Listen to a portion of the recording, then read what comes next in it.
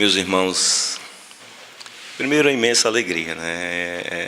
O convite que foi feito pelo Cândido. Então, desde o momento do convite que a gente se prepara para um momento como esse, em torno do tema. É um tema que mexe muito, particularmente comigo.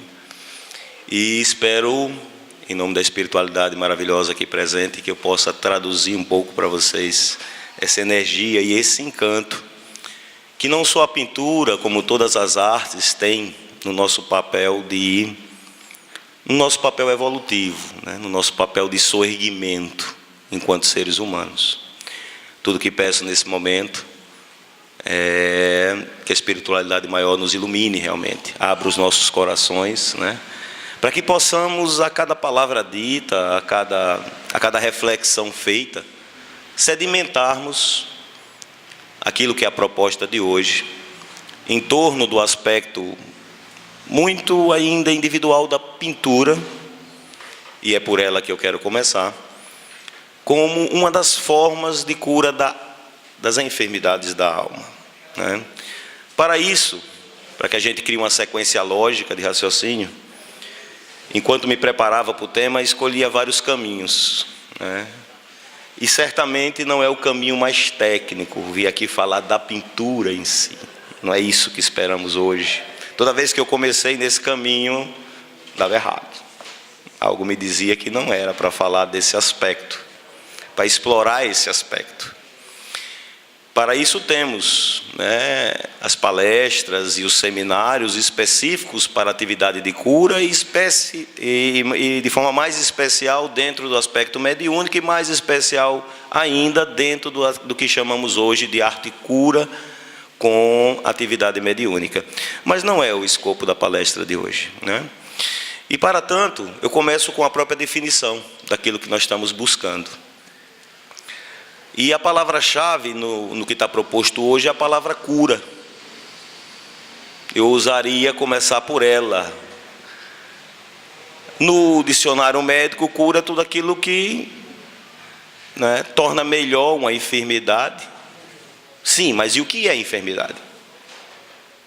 Se a cura é o processo da melhora da enfermidade, agora eu preciso saber o que é a enfermidade. Quando avaliamos a questão sob o prisma espiritual, nós podemos dizer que estamos doentes quando?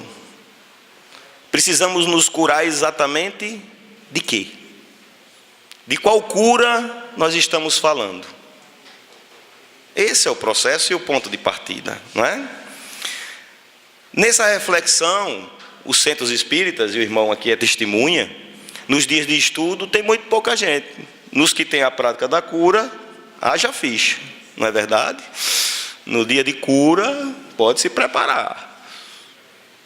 E que aflição é essa? No dia dos estudos, nem tanto. Já quando estudamos, vemos que o estudo liberta, o estudo cura. E por que a casa não está cheia nos dias de estudo? Não é uma reflexão? Então, que tipo de busca ou de que tipo de cura nós estamos buscando efetivamente? No primeiro momento é aquela cura mais emergencial, né? É a cura física. E nós teríamos aí que começar a dividir esses aspectos em pelo menos 3 distintos: as dores físicas, as dores psíquicas e as dores da alma, ou poderíamos dizer as dores espirituais. E nessa divisão é justamente para pontuar o objetivo da palestra de hoje, que é a pintura como um instrumento de libertação dessa última, das aflições da alma. Porque pelos estudos aprendemos que somos corpo, espírito. Espírito no corpo assume o papel da alma, ele é a energia que faz essa massa se mover. Tudo que reflexiona dentro da sua alma, todo o sentimento da alma reflexiona no corpo. E todo dano causado ao corpo vai reflexionar na alma. E aí se encontra o limite da medicina em nos ajudar. Ela vai até o limite das nossas dores orgânicas, né? Das nossas dores físicas. A psiquiatria, com seu avanço, até nos socorre na parte das doenças mentais, como posso dizer, de caráter psíquico, é verdade. Mas e as da alma? Já que a gente viu que as duas coisas estão intimamente ligadas. Não há como eu estar eternamente cuidando do meu corpo se eu não cuido da minha alma. Fatalmente é questão de dias para que eu volte à enfermidade, não é isso? Esse entendimento nos faz crescer a nossa visão. E aí eu já avanço, chegarei na pintura, mas já avanço porque é tão importante o estudo na casa espírita, tanto ou mais do que a cura orgânica e as questões fluídicas das casas que adotam o passe magnético, adotam a fluidificação, adotam suas terapias conforme a codificação nos ensinou, conforme a própria doutrina. Mas, no entanto, essa não é a realidade, pelo menos da maioria das casas que eu percebo. Falta-nos entender que estamos doentes da alma. Doentes da alma. Porque fizemos escolhas antes, lá atrás, né? Por prazeres mais efêmeros. Esquecemos os prazeres de longa duração. Por isso que fumamos, né? Apesar de saber que o fumo nos causará um grande dano. Por isso que recorremos também na questão do álcool, porque eu quero aquela coisa de agora, embora saiba que as sequelas disso serão danosas. Mas por que é tão difícil? Né? Por que é tão difícil? E nesse processo de cura, que vem uma reflexão que o homem só se curará efetivamente, já que as aflições são parte desse nosso processo evolutivo neste momento, neste orbe, só haverá cura e libertação quando o homem seguir ou se aproximar da sua essência divina. Esse é o processo. O resto, tudo aquilo que a gente subentende a atalho, vai demorar mais, vai retardar o nosso processo evolutivo. Chegamos aqui, fomos presenteados aqui com limiar, já estamos em tratamento. Se abrimos os nossos corações e abrimos os nossos ouvidos para cada palavra dita, já estamos em tratamento, porque isso nos eleva. Isso tira as nossas toxinas, né? Isso nos alinha a reflexão da mente. Então a música, enquanto terapia, não tenham dúvidas que ela se alinha no nosso processo. E a pintura, como parte integrante do processo de arte, que é uma coisa divina, ao longo da história, já vinha sendo usado desde os primórdios da humanidade. E para que a gente fale de pintura, agora saindo um pouco do aspecto curativo, entrando mais no aspecto da pintura propriamente dita, o homem fez as suas primeiras manifestações, os tratados têm de 65 milhões de anos atrás.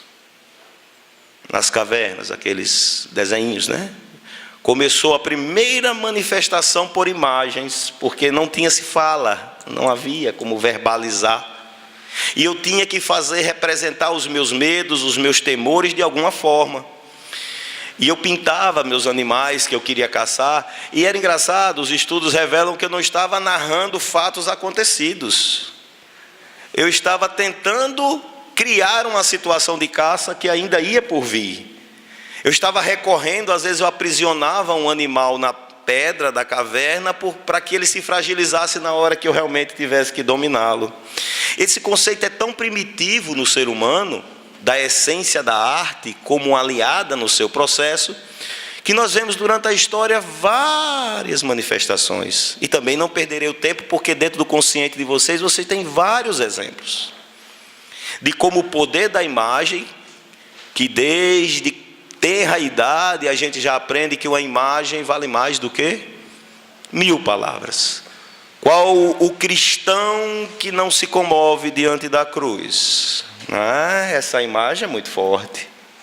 Ela tem um poder muito forte. Ela tentou ser destruída. Essa imagem da cruz é tão forte, por incrível que pareça, que durante os 1000 anos de trevas, né, depois do Cristo, ela tentou ser destruída.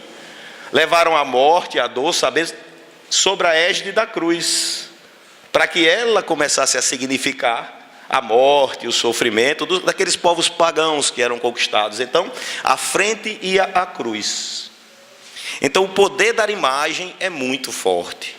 A águia romana, que durante muito tempo pairou no Império Romano, né, na época do Cristo, bastava ver quando aqueles povos conquistados viam a aproximação daquela águia, já sabia o seu destino, de tão forte que era a simbologia da águia romana. Quem não lembra da cruz suástica da época do nosso nazismo, que quando tremulava aquela bandeira, exatamente em torno dela, que tipo de sentimento e sensações aconteciam? Então a imagem, gente, é criada desde os tempos remotos para nos fazer evoluir, para nos fazer deprimir, para nos fazer acomodar.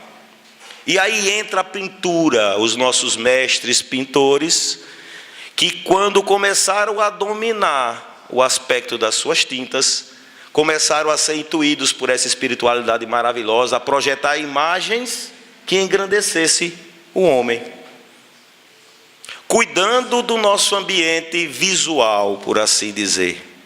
Então, a pintura já interage no nosso processo evolutivo há muito tempo.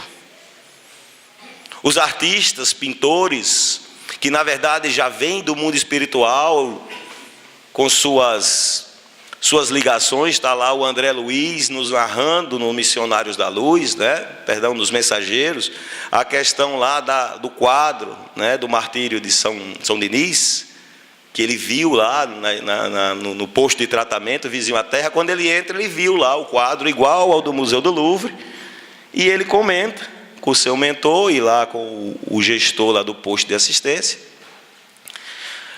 que lindo quadro, que linda cópia.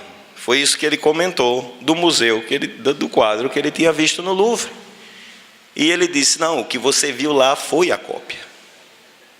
Este é o verdadeiro. E por intuição, o artista vinha ao mundo espiritual, olhava o quadro e quando voltava, o retratava na terra. E assim nós temos várias manifestações da nossa ligação com o mundo espiritual, E não é numa palestra como essa que vamos encerrar. É algo curioso que eu quero ao final deixar despertado em vocês a curiosidade de conhecer o potencial da arte, como ela mexe, principalmente da pintura, nas nossas vidas. Então, a partir desse exemplo de André Luiz, fica claro que o mundo espiritual tem toda uma preparação. Quem lê as obras de André Luiz, você vê aqueles jardins que são narrados, aquelas paisagens, principalmente de nosso lar, que levam a paz e o conforto, são copiadas diuturnamente por grandes mestres. E no fundo do nosso subconsciente nos revela um caminho, uma direção. Quem não gosta de estar à frente de uma linda tela que tem um pôr do sol, uma linda tela que tem um mar, Você se sente confortável. Quando você ambienta a sua casa, você, se gosta de quadros, você não leva quadros densos para a sua casa, Você procura as flores, você procura a natureza, é assim que funciona. Porque essas imagens estão ligadas a sentimentos de elevação. Eduardo, então é só assim que a arte age? Ou seja, criando painéis mentais favoráveis? Não.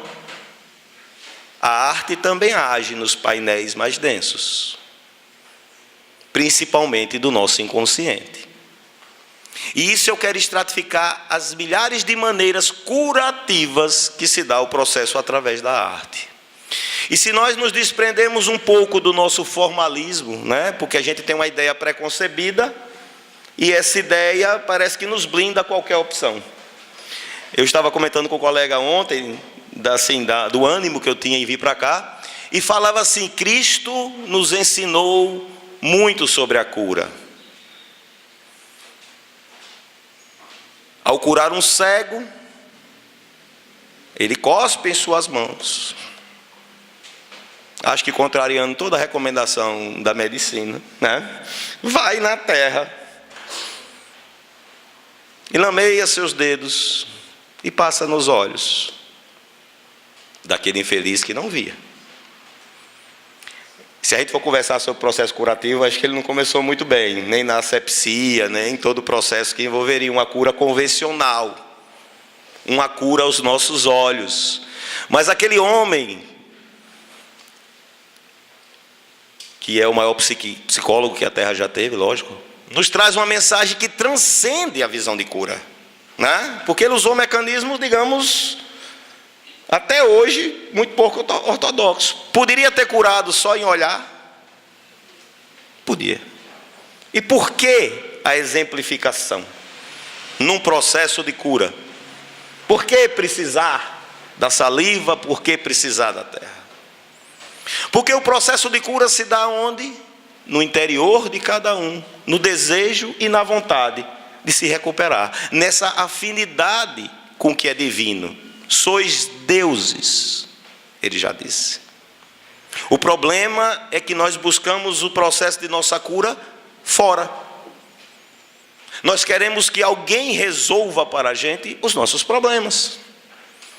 Essa semana, na repartição, conversando, o colega chegou para mim de forma muito desesperada e disse assim: Eduardo, o que é que lá o centro que você trabalha pode fazer por uma amiga minha? Eu digo: e o que sua amiga tem? Foi diagnosticada com uma enfermidade psicológica, né? Ela está com esquizofrenia. Mas eu acho que ela está obsediada. Deve ter alguns espíritos, porque está vendo coisas, enfim, está sem dormir, está insônia. Tem um rapaz muito novo que ampara, e me veio a reflexão, e ele falava do amor e do carinho que tinha por ela, e que na verdade desejava muito a sua melhora, e o que é que o centro poderia fazer por ela. Eu digo: segunda-feira, às 20 horas, pode comparecer lá, e você passará um tempo, e esse amor e carinho que você tem por ela certamente produzirá um efeito. O carinho não ficou tão grande assim mais, porque ele tinha que ficar uma temporada, né, convivendo no centro, fazendo um tratamento intercessório. Foi o suficiente para que aquele amor, aquela condição de que a pessoa curasse, não surtisse tanto efeito. E aí onde eu disse: meu amigo, você está querendo curá-la, ou você está apenas me dando uma notícia de que alguém está enfermo? Essa é a diferença. Quantas vezes antes de você me comunicar o fato, você já orou por ela? Quantas vezes você já incluiu elas nas suas preces sinceras, antes mesmo de pensar na sua família? E ele simplesmente baixou a cabeça e disse: eu já entendi. E é assim que funciona. Buscamos as casas para que alguém resolva algum problema, né? Sabendo nós que o Cristo disse: qualquer um de vós pode curar em meu nome. E temos as passagens em que os apóstolos por vezes não conseguiam, né? E ele dizia: homens de pouca fé. A fé, a vontade, ela move o seu pensamento, que move a atividade de cura. E todo esse passeio, gente, é para que a gente chegue novamente na imagem, ainda na pintura. Sabedores disso é que as telas mentais, as telas que são produzidas pela espiritualidade, nos ajudam no nosso processo de cura. O que fazemos em trabalho de doutrinação? Aos que são mais afeitos, né? Formamos as telas mentais para nossos irmãos que às vezes não entendem, no auge da sua ignorância, no afã do seu ódio e às vezes da sua ideia de perseguição, não entendem que por trás daquele sofrimento que o outro porventura tenha lhe cometido e que foi a origem de tamanha obsessão, tem um momento anterior em que ele porventura possa ter sido o algoz. E quando essa tela lhe é mostrada, ou esse quadro lhe é mostrado, os seus sentimentos se modificam. Aquilo que era um ódio prisioneiro, objeto de uma obsessão, ele se desfaz. Porque eu começo a ter lembranças que antes daquele ato do qual eu fui vítima, né? Antes, de uma forma anterior, talvez eu tenha sido o algoz. E aquilo nada mais era do que colheita. Então o processo da formação de imagens associadas ao meu, aí vou na sequência, ao meu consciente, ao meu subconsciente, e aí então ao inconsciente, tem produzido verdadeiras maravilhas. No plano do consciente é aquilo que nós falamos, é a decoração da sua casa. Você cuida do seu plano consciente. Você forma ambientes arejados, você forma ambientes bonitos de se estar, todo mundo gosta, não é isso? De ficar diante de telas bonitas. Você está cuidando do seu agora, dessa reencarnação atual. Você pode cuidar dos seus traumas de infância? E agora? Aí eu já estou saindo do consciente e às vezes para entrar no subconsciente. Você sofreu lá, talvez, um trauma de infância que está lhe trazendo problema, mas e agora? E quando eu falo no mundo espiritual, aí eu vou para o inconsciente. Como a pintura poderia me ajudar nesse aspecto? Aí temos um aspecto muito interessante. A pintura cuida, é o que Jung dizia, do inconsciente coletivo. Não é? O meio nos ajuda a evoluir ou involuir. Dificilmente você vai à Suíça, um país desse, e joga o papel no chão. Dificilmente, né? Você tem até vergonha de jogar o papel no chão, de tão limpo que o local é e organizado. Você fica com aquele papel ali até, mas não joga no chão. Mas você chega num lugar, tem papel por tudo que é canto, lá vai você e vai jogar o papel no chão. Então o ambiente, que é isso, o inconsciente coletivo, o que está ao meu redor me ajuda num processo evolutivo ou involutivo. E por que eu falo isso nas artes? As artes, desde muito, e principalmente a pintura, ajudam o homem a evoluir. Se vocês prestarem atenção no século XIX, na época da Revolução Francesa, nós veremos quadros belíssimos que apontavam justamente o povo oprimido. Você pode olhar a tela, geralmente naquela época os senhores feudais faziam contratações de suas pinturas familiares, né? Mas as pinturas destacam mais o povo do que a pessoa que contratava. As cores mais vibrantes que os pintores usavam eram do povo, era da classe operária. E instintivamente, quando você viu o quadro, o povo se via mais do que até a própria, ou seja, eles reforçavam nas suas cores aquilo que efetivamente era mais importante. Observem os quadros da escravidão brasileira, que retratam a escravidão. Que negros bonitos, não é? Altivos, né? Imponentes. Dificilmente você vai ver um cabisbaixo, embora escravo. Isso, ao olhar uma tela dessa, nos faz brotar um sentimento de que eu sou, né, um ser humano bonito, eu sou alguém, eu sou íntegro. E era dessa forma que a nossa pintura vem influenciando as evoluções do mundo. Quando se vê quadros pintados da escravidão, você não vai ver. Você vê o quadro da independência, né, que é um quadro, inclusive, fala da ação mediúnica nesse trabalho, é mediunidade na Bíblia. São telas famosas, a de Pedro Américo, né, que envolve o povo brasileiro. Eu acredito até que a independência nossa não está muito longe daquilo que foi retratado lá por Pedro Américo, né? Mas o que é que sobrou? Ninguém estava lá com Dom Pedro na beira do Ipiranga, né? Aquilo é uma ilusão poética de um momento de libertação. E se eu quiser levantar o povo brasileiro em torno de um movimento de independência, é aquela tela que foi inspirada mediunicamente, que vai fazer brotar esse sentimento de independência em toda uma nação. Esse é o poder transformador da imagem, da arte, que às vezes a gente não percebe como influencia o nosso dia a dia. Ao estudar essa questão da mediunidade na Bíblia, eu vi um caso muito de Renoir, uma pintura de Renoir que retrata exatamente a volta do filho pródigo. Eu não tinha percebido no quadro de Renoir, e aqui está observando, que a mão esquerda do pai, ao acolher o filho, a mão direita é feminina, e a mão esquerda é uma mão masculina. É um detalhe que você olha o quadro 10 vezes, por quê? O que é que está errado? É o quadro ou o meu olhar, que não consegue chegar nesse detalhe tão sutil de uma mão direita extremamente feminina, e a mão esquerda do pai que abraça é masculina. Por isso que quando a gente se lança a tentar entender a arte que vai para um museu, a gente precisa passar horas namorando aquela tela, porque o conteúdo que tem lá é enorme. Cada centímetro de uma tela daquela às vezes revela uma grandeza espiritual que às vezes a gente não percebe. Aí o cara diz, por que é que tem que estudar isso aqui, por exemplo, mediunidade na Bíblia, né? Só arte, mas enfim, quantas revelações estão todo dia na nossa porta e a gente não consegue perceber. Por quê? Porque estamos ainda embrutecidos. Embrutecidos. A Ave Maria, que é uma inspiração mediúnica, dificilmente alguém não se comove com a Ave Maria, né? Dificilmente. Mas há quem nem. Porque não encontrou no seu estado de espírito, né, ainda aquela chama que faltava, aquela ligação que faltava. Certo? Nesse ponto, só para me situar,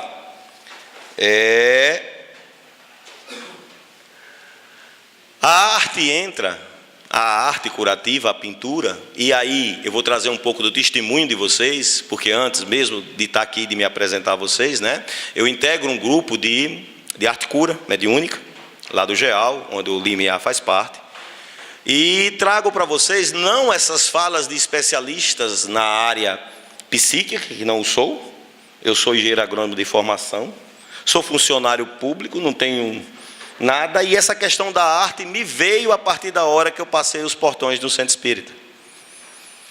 E hoje, há 5 anos que estou nessa atividade, o grupo é um pouco mais antigo, eu fui pego pela arte, eu sou um dos que fui pego por essa questão, principalmente da mediunidade vinculada à arte. E nas nossas atividades podemos ver claramente a questão terapêutica da arte e da pintura específica, que enfrenta muitos preconceitos, é verdade, porque o preconceito não está certamente na doutrina. Está no nosso olhar, eu sempre digo isso. Porque quem acompanha as curas, e aí eu falo de curas espirituais, eu não estou falando de curas orgânicas. Elas são possíveis com a pintura? São. Mas eu não destacaria isso como grande propósito. Aqui, o ano passado, estivemos convidando a casa, né, o pessoal da casa. Nos foi encomendado, meses atrás, as pinturas que deveriam estar aqui no dia. Que as pessoas detentoras daquelas telas iam estar aqui. E assim foi feito. E essas coincidências que nos apaixonam dia a dia, os relatos que nos chegam a partir da hora que as pessoas põem em contato a mão nessas telas em si, o que acontece no nível do seu psiquismo, ainda nos é uma incógnita, uma bela incógnita, que só a nossa humildade de nos reconhecermos tamanha ignorância e partirmos por campo sensitivo do belo, nos permite continuar nessa jornada, tamanha a grandiosidade do que a arte produz na vida de alguém. Não dá para entender pintarmos quadro com 3 meses de antecedência para um local que não sabemos, para encontrar pessoas que não encontramos, e mediunicamente vem retratado uma imagem, uma situação de uma paisagem em que só aquela pessoa conhece e a tela vai bater na mão dela 3 meses depois. E o contato com aquela paisagem, a exemplo do nobre Chico Xavier, Chico Xavier curava, na opinião de vocês? Era cura. Aquelas cartas da mãe eram cura para dores inimagináveis, né? Dores da alma. Aquelas psicografias eram verdadeiros lenitivos. Quem recebeu uma carta do seu filho desencarnado, que não saiu de lá leve? Com a pintura não é diferente. Quando você vê o rosto de um filho seu desencarnado retratado numa tela, não dá para você descrever a emoção. Aquilo que era uma trava, aquilo que era um momento de incerteza, que, gente, eu repito muito lá na nossa casa, se somos reencarnacionistas, precisamos viver como um tal, né? No dia que a reencarnação deixar de ser uma ideia simpática, eu tenho simpatia pela reencarnação, e eu viver, né, a reencarnação como algo real, factível, os meus problemas tendem a mudar de patamar. Porque 2 coisas que a gente convive, mas não vive: a ideia de vida eterna, somos imortais, isso muda tudo, né? Não é reflexiva. Se você analisar que somos imortais, que simplesmente não vamos morrer, que simplesmente estaremos aqui no próximo milênio, aqui ou em outro local, mas que estaremos na nossa evolução continuamente em busca do prometido grande final, que é um processo evolutivo concluso. Se pensarmos dessa forma, e agora formos pensar no atual problema que está nos afligindo, ele fica numa dimensão que já dá para suportar. E a pintura faz exatamente isso. Como é que a pintura age no processo curativo da alma? Ora, a espiritualidade superior, através dos irmãos que desencarnaram, trazem imagens do nosso inconsciente. Isso quando eu estou, na verdade, tentando tratar aquela pessoa que está na minha frente. Eu estou no plano do inconsciente. Ou do subconsciente. Aquela imagem que foi o local, nada mais, nada menos, em que ela tinha conhecido o esposo desencarnado, recém-desencarnado, né? A imagem do local onde eles se conheceram veio na tela. Então, não precisa de um recado mais. E ela simplesmente perguntava: quem lhe contou desse lugar? Quem lhe contou desse lugar? Não, meu amigo, não tem como lhe contou. A tela é sua e siga em paz. E o que brotou a partir da cabeça, da reflexão daquela pessoa, é um processo de libertação, sim, porque ela estava presa no desencarne do seu marido, e a vida parou naquele momento. Ali funcionou como um start. E essa pessoa realmente se transformou a partir dessa sinalização. Como essa, tem milhares. São as telas que tiram do nosso quadro mental. Elas não são produzidas de outro lugar. A espiritualidade capta do quadro mental do paciente as imagens onde houve exatamente o travamento, onde ela parou no tempo. E ao revelar isso, descomprime toda aquela pressão e você começa, as suas energias começam a fluir. Eu não gostaria nem de falar, mas começamos com energia e com ela vamos seguir. Nós somos energia circulante, nossos chakras são feitos para trabalhar. São 7 chakras básicos, são 7 cores primárias, são 7 notas musicais. Isso não é por acaso, isso é divino. Cromoterapia, alguém já ouviu falar? Quando você pinta o quarto do seu filho de azul, por quê? Porque lá diz que de certa maneira ele vai se acalmar, né? Experimenta pintar de vermelho. E essas coisas que a ciência já vem descobrindo e são divinas, porque na verdade a ciência não vem descobrindo, né? O cara diz, não se descobre nada, tudo já foi criado. Apenas a revelação que vem aos poucos, conforme nosso poder evolutivo. Então as cores, por falar em cromoterapia, tem uma carga muito grande em cada chakra seu. A espiritualidade que tudo vê e enxerga sabe exatamente qual chakra seu que está desativado. E às vezes nos pintam umas telas abstratas, onde o importante não é a imagem. É a principal cor da tela que está carregada, certo? Então aquela figura eventualmente abstrata, mas carregada de um azul celeste muito forte, faz com que você leve aquela para o seu ambiente e veja aquela sua situação energética se equilibrar. Tal qual um passe magnético que tem o mesmo objetivo. Então, sabendo do poder das cores na nossa vida, ele é usado para impregnar as telas com a proporção exata de tintas e combinações necessárias a ativar o seu atual processo em desequilíbrio. Aí pouco importa a imagem, né?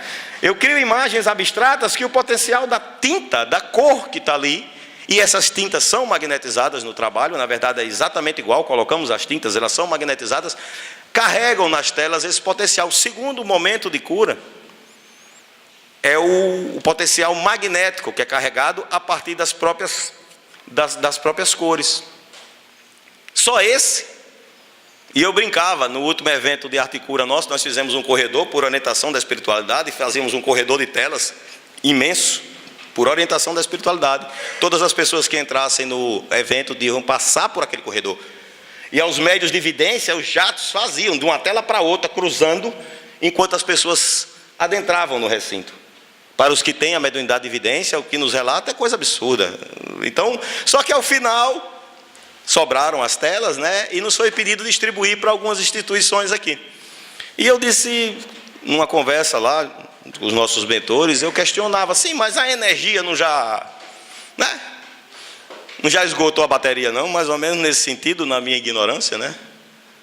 E o que eu ouvi da espiritualidade me emocionou. Ela disse assim, meu filho, o que é cura para você? E aí eu vi a minha pequenez. Uma tela daquela, ela se reinventa. Ela se reinventa por quê? Porque esse livro, por exemplo, ele pode ser instrumento de cura. Alguém já ouviu dizer? E como é que esse livro é instrumento de cura? Eu já o li. Ele me trouxe informações importantes, né? Ele me ajudou.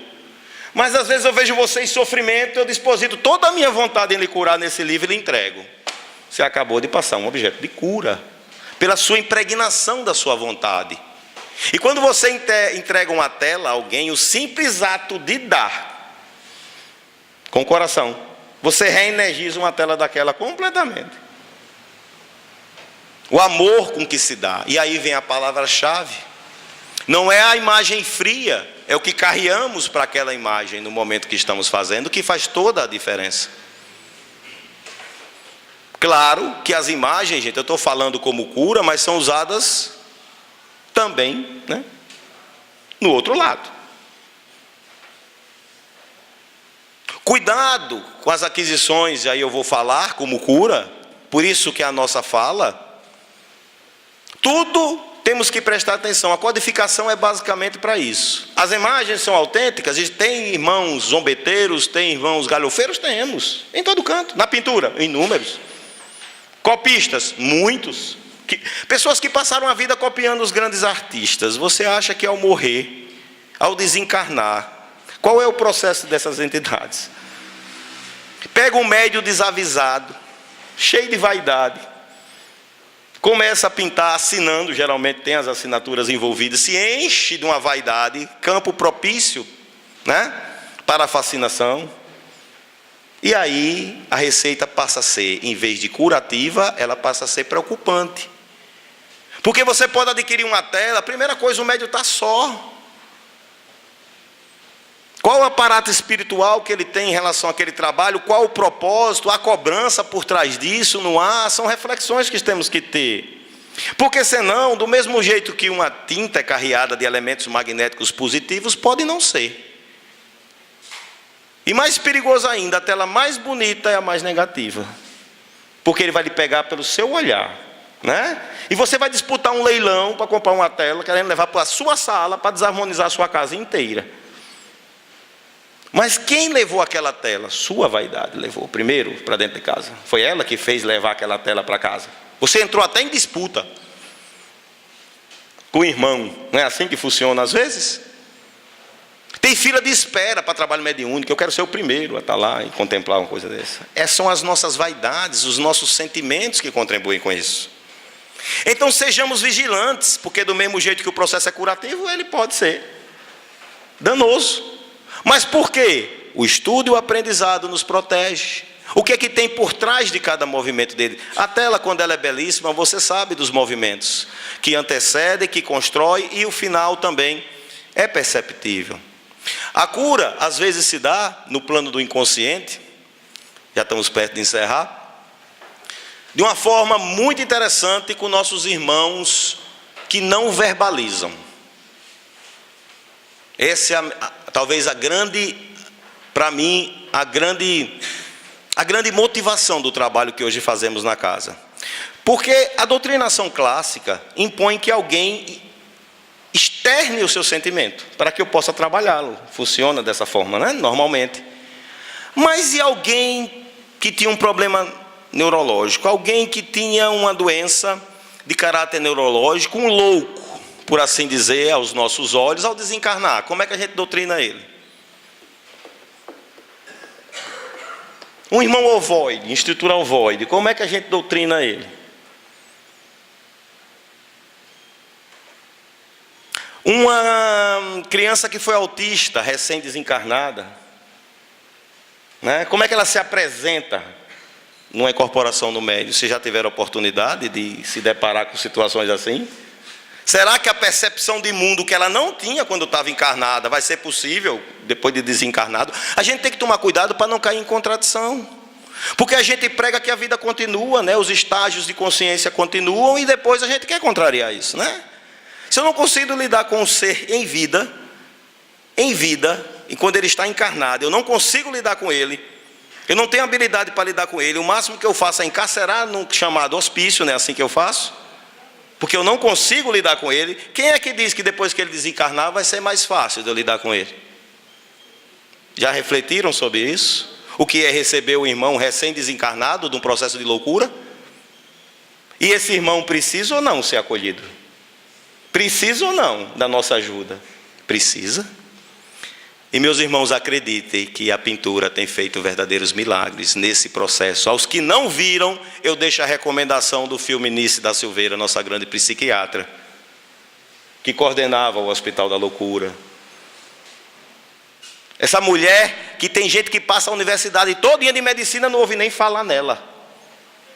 Esse país ingrato que não sabe reconhecer, né, suas grandes fortalezas. Aos que não viram, que estão lá no Netflix, percam hoje, o dia de hoje, e assistam. Nice da Silveira, uma grande mulher, um grande espírito que aqui esteve dando a sua contribuição. Ela inaugurou no Brasil a terapêutica, afastou o eletrochoque, afastou a balotomia, que perfurava a cabeça dos nossos loucos, né? E loucos, não sei se são eles ou somos nós, apenas porque veio o mundo de forma diferente. Então assistam o filme da Nice. Vocês vão ter o que é uma reflexão que ela chama das imagens do inconsciente. Aqueles loucos, a partir da hora que tiveram acesso às tintas e às pinturas, começaram a botar para fora as suas dores. E seu processo de libertação, aquilo que ele não conseguia verbalizar a um psicólogo, a um psiquiatra, era traduzido em cores. Existem crianças hoje que sofreram traumas, por exemplo, de estupros infantis, que não abrem a boca. Para psicólogo nenhum ela consegue falar. Ela não fala sobre aquilo. É tão traumático que ela não fala. Mas entregue um papel, uma gravura, que ela vai revelar o seu trauma na pintura. Porque o consciente se liberta na pintura. Na fala, você mente. Você consegue mentir para um psicólogo. Mas você não mente pintando. Então essa terapêutica hoje, que os psicólogos já usam, chamado arte-terapia, que tem libertado milhares de pessoas dos hospícios, milhares de pessoas de traumas que não são verbalizados, porque eu não tenho coragem, se eu fui estuprado quando criança, eu não tenho coragem de falar sobre isso, criou um bloqueio. Eu consigo me expressar através da arte. E não é diferente no mundo espiritual. Essas entidades continuam com seus problemas e precisam se manifestar. E as telas terapêuticas, quanto mais feias, mais terapêuticas. Quando fazemos sessões específicas para os suicidas ou para os abortistas, vocês não imaginam o que sai nas telas. As cenas que são retratadas na tela. Nossos irmãos precisam falar dos seus momentos infelizes em que se jogaram de prédios, em que cometeram as atrocidades, e revelam nos quadros. E depois de algumas sessões eles já conseguem falar do seu momento infeliz. E foram se libertando aos poucos. Esse é um processo de cura através da arte e precisamente da pintura. Que nessa proximidade do encerramento eu espero sinceramente ter plantado em vocês o germe da pesquisa, do estudo, do aprofundamento e principalmente abram seus corações para o que vai ser a redenção do nosso mundo para o mundo de regeneração. A espiritualidade insistentemente nos tem falado que no século passado foi o século das ciências, não é isso? E esse século agora, que se prepara a Terra para sair desse processo de provas e expiações para a regeneração, é a arte que irá nos ajudar. É a mola mestra. Nossos grandes mestres, que ninguém nunca mais viu, do século XIX, ninguém pinta mais uma capela, ninguém vê mais uma Mona Lisa, acabou todo mundo, não foi verdade? Quem é que vê agora algum compositor de música clássica? Vocês conhecem algum que tenha composto ultimamente? Alguém consegue pintar um convento, como foi aquela maravilha que é o convento de São Francisco? Onde você vai andando e a sensação que você tem é que está sendo vigiado e todo o tempo. Era a arte do olho de Deus em cima de você. Quem tiver curiosidade, vá no convento de São Francisco e tenta andar sem ser visto. Para todo canto que você for, tem alguém olhando para você. É a arte nos ensinando o que é divino. Abram seus corações para isso. E esse pouquíssimo tempo que me resta é justamente para conclamar vocês. Teremos nosso evento em outubro, né? Costumeiramente outubro, a gente faz outubro. Viremos a casa, reforçar o convite quando chegar perto. Mas de antemão já antecipo, será dia 12, no feriado dia 12 de outubro, aqui no Teatro do SESI, pertinho da casa de vocês. Será 2 dias de evento, somente sobre a arte cura, que envolve aí, vai ter música, porque essa parte que eu falei é da pintura, mas a música funciona do mesmo jeito, né? A poesia funciona do mesmo jeito, a pintura, e enfim, a dança, todas essas manifestações maravilhosas, que não só estão à disposição nossa encarnados, os irmãos desencarnados a usam com muita frequência na ótica terapêutica. Precisamos absorver isso como trabalhadores do Cristo. Esse desafio, quando a espiritualidade nos revela, é porque necessariamente estamos prontos para isso. E, no entanto, às vezes, como trabalhadores nos Cristo, ficamos prestando atenção, às vezes alguém ora de cara atravessada, com seu ceticismo, e deixamos de fazer o grande trabalho. Se o Cristo fosse prestar atenção em quem olhou atravessado para ele, né? Então, sigamos na paz do Cristo, meus amigos, e espero ter passado a vocês a sensação. No íntimo de vocês, aquela curiosidade em ver o que essas obras de arte fizeram no mundo inteiro, e não deixem de assistir, os que tiverem acesso ao YouTube, ao Netflix, enfim, o filme da Nice de Silveira, que ela traz um retrato, claro que é tudo dentro do aspecto dos encarnados, né? O que ela fez, mas você vê o que é que uma alma bondosa como ela, um espírito de luz voltado àquilo que será a nossa etapa, conseguiu fazer com aqueles irmãos menos desafortunados, ou mais desafortunados, perdão. E é com imensa gratidão que eu concluo hoje, na esperança, né, de que aqui tenha brotado um quadro mental na mente de vocês, de que não só a pintura como a arte nos liberta e nos ajuda no processo evolutivo. Muito grato pela atenção de vocês.